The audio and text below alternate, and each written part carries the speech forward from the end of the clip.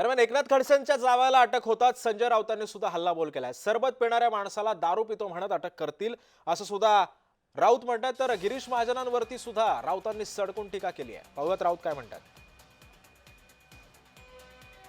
बघा, माझ्याकडे त्याविषयी काही माहिती नाहीये। या सरकारच्या काळामध्ये कधी कोणाला अटक होईल, कधी कोणावर गोळीबार होईल आणि सरबत पिणाऱ्या माणसालाही दारू पितो म्हणून अटक केली जाईल।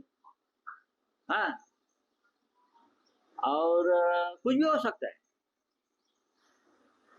पुलिस और पुलिस की यंत्रणा बीजेपी विरोधियों को इस प्रकार से प्रताड़ित करने के लिए ही यहाँ है। बाकी सरकार में कुछ काम नहीं है। मैं जानकारी ले लूंगा।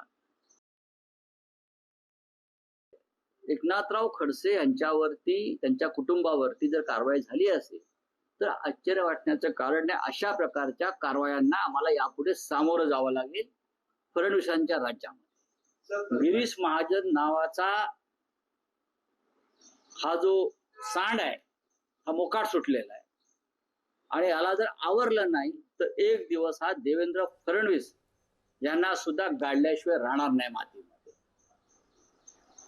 माझा शब्द तुम्ही लक्षात ठेवा।